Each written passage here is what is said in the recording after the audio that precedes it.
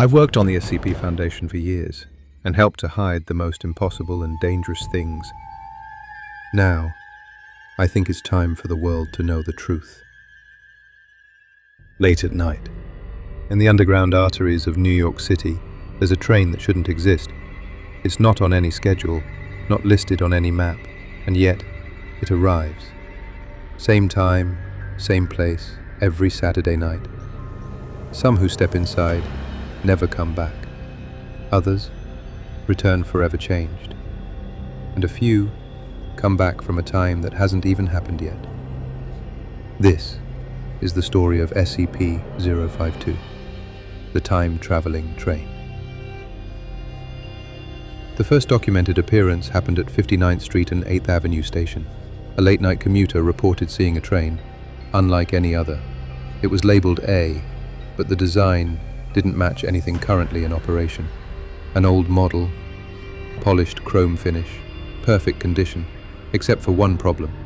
That particular subway car had been decommissioned and scrapped in 1975. Yet here it was, rolling into the station, its doors sliding open and standing empty. For 5 full minutes, it just sat there. No passengers stepped off, no conductor appeared. Then, as quickly as it had come, it pulled away and vanished into the tunnel. But this was just the beginning. The train kept coming back, every Saturday night, always at exactly 11:57 p.m., always stopping at the same platform.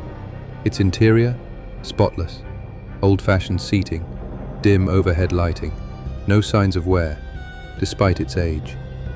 The air inside, cold, stale, and unnervingly still. Foundation operatives began surveillance, motion sensors, cameras, audio recorders, but none of it explained what was really happening. Because soon, people began disappearing. At first, the disappearances seemed like random incidents: a curious tourist, a lost commuter, a maintenance worker, each one seen boarding SCP-052, never seen again. Their families left behind, no witnesses, no explanations. And the Foundation?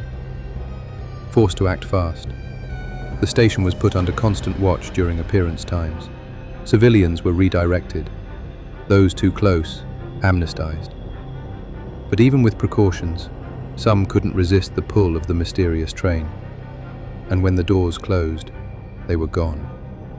But not everyone stayed gone. Over the years, a handful of individuals stepped back off the train. Some were older, some spoke languages they hadn't known before, and some returned from times that hadn't even happened yet.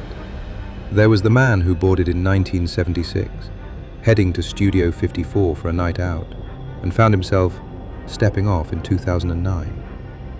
There was the tourist, who left on a normal Saturday in 2014, only to return minutes later, speaking only Albanian. And then there were the Foundation agents, sent on board to investigate. One agent returned, but something had changed. His hands, gone, severed, neatly at the wrist. In his pocket a note, 6 words, written in trembling handwriting. "Send no more. This is mercy." Since that day, no more agents, no more D-Class have been allowed on board. Before the ban, the Foundation tried everything. They wired agents with tracking devices, set up live video feeds, even sent remote drones into the car. Nothing worked. The moment the train doors closed, all communication ceased. GPS signals lost, radio dead, video feeds cut to static, the passengers erased. Some appeared in other decades, confused, frightened, often severely injured. Others never appeared again. And with each failed mission, one thing became clear. SCP-052 wasn't just moving through space, it was slipping through time itself. To this day, the Foundation doesn't know how SCP-052 works. Some believe the train is trapped in a temporal loop, forever repeating the same journey, collecting stray passengers along the way. Others suggest something more sinister. A sentient anomaly, feeding off the people it lures on board, moving through history, picking and choosing its victims. Then there are those who believe the train is just a doorway, a portal to somewhere else entirely, a place outside time, outside space, where the rules of reality no longer apply. And then there's the question no one can answer. Who or what controls it? Because while no conductor has ever been seen, some passengers, those few who returned, speak of shadowy figures moving just out of sight in the next car over, and distant voices calling their names.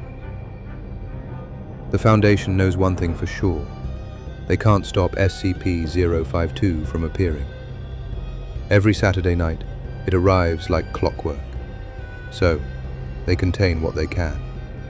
The entire station is shut down from 11 p.m. to 1 a.m. under the cover of track maintenance. Agents are stationed at every entrance. Any civilians near the platform are detained or removed. Recovered passengers, if they're from the past, are given Class A amnestics and reintegrated.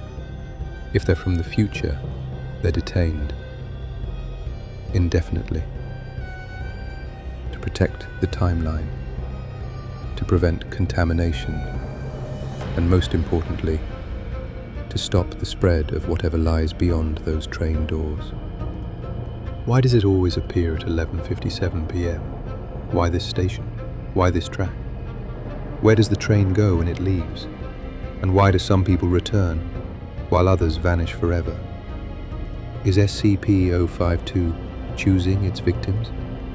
Or are these events just the side effects of something much larger and far more terrifying?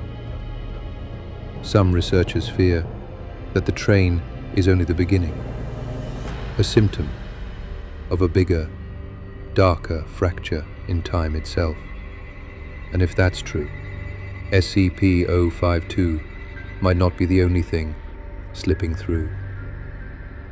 One thing is certain: if you're ever alone, late at night, on a New York subway platform, and you see a train from another time, stopping, doors opening, don't step inside. Because once those doors close, you may never find your way back.